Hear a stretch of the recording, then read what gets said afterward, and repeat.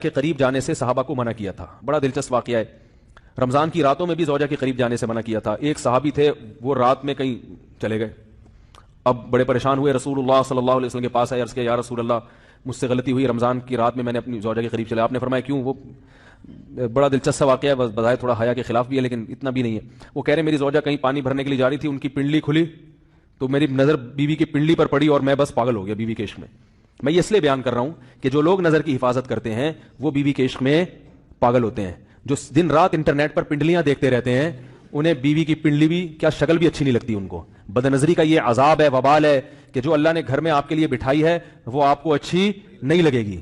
تو نظر کی حفاظت کیا کرو, اس سے آپ کو اپنی بیوی سے عشق ہوگا, محبت ہوگی. بات آ رہی ہے سمجھ میں؟ تو اب دیکھو کیسا روزے کی حالت ہے. رمضان میں پابندی ہے, اسلام میں حکم تھا جو رمضان میں بیوی سے اس طریقے کا 60 روزے لگاتار رکھنے پڑیں گے.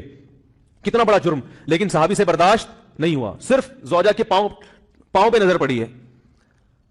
تو وہ کیسے بیوی سے محبت کرتے ہوں گے اور وہ بیوی کے بغیر رہ سکتے ہوں گے. اور آج لوگوں کے فون آتے ہیں, ہماری بیگم جیسے میکے جاتی ہے اتنی خوشی ایسا اچھا سا فیل ہوتا ہے, ایسا عجیب سا محسوس ہو رہا ہوتا ہے جیسے آزاد ہو گئے. تو میں کہتا ہوں ظاہر ہے اب تمہیں موقع مل گیا کنڈی لگانے کا, ٹھیک ہے نا, اور یہ آنکھ مٹکے کرنے کا, تو خوش تو ہوگے. تو یہ بھی ایک عذاب ہے جو لبرل لوگ نے جس عذاب میں ڈالا ہوا ہے نا, اس میں عورت کے حقوق نہیں ہے. عورت کے حقوق نظر کی حفاظت میں اور عورت کے پردہ کرنے میں ہے. جب مرد باہر نکلے گا سب پردے میں ہوں گی تو آئے گا کس کے پاس؟ بیگم کے پاس ہی آئے گا. تو اتنے منہ کالا کرنے کے راستے کھول دیے ہیں تو ظاہر ہے پھر کامیاب ازدواجی زندگی نہیں ہوتی. تو نبی کے پاس آئے, عرض کیا یا رسول اللہ میں برداشت نہیں کر پایا. تو آپ مسکرا دیے. تو وہ نبی کے پاس گئے, یا رسول اللہ ایسے ہوا, مجھ سے غلطی ہو گئی. تو آپ نے فرمایا کیوں؟ فرمایا ایسا ہو گیا تھا. تو آپ صلی اللہ علیہ وسلم نے فرمایا 60 روزے رکھو لگاتار.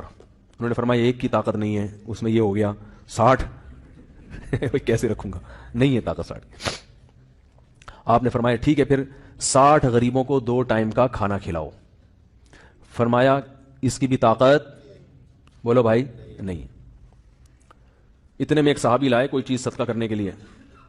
تو آپ نے فرمایا چلو اصل حکم تو یہی ہے کہ 60 روزے یا پھر 60 غریبوں کا کھانا, وہ نہیں تو چلو فی الحال ان کو تنبیہ کے لیے کچھ ان سے صدقہ کروا لیتا ہوں.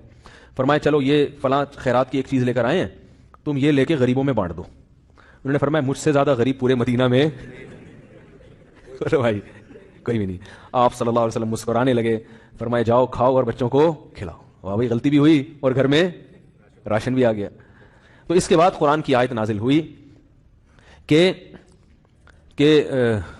احل لکم لیلۃ الصیام الرفث الی نسائکم ہن لباس لکم وانتم لباس لہن علم اللہ انکم کنتم تختانون انفسکم فتاب علیکم وعفی عنکم فالآن باشروہن وابتغوا ما کتب اللہ لکم.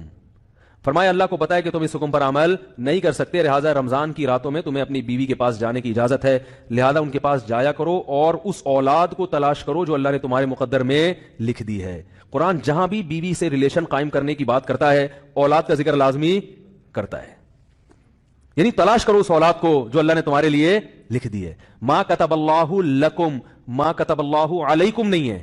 علا کا مطلب تمہارے خلاف, لکم کا مطلب تمہارے فائدے کے لیے. لام عربی میں نفع کے لیے آتا ہے, علا عربی میں ضرر اور نقصان کے لیے آتا ہے. فرمایا یہ نہیں کہ اس اولاد کو تلاش کرو جو بطور پینلٹی کے اللہ نے تمہارے متھے لگا دی ہے, جو اللہ نے تمہارے فائدے کے لیے لکھ دی ہے. اس سے پتہ چلتا ہے اسلام اولاد کی کثرت پہ کس قدر حریص ہے. بات آ رہی ہے اور بھی اس بارے میں آیتیں ہیں قرآن مجید کی, مگر میں اب زیادہ تفصیل میں نہیں جاؤں گا.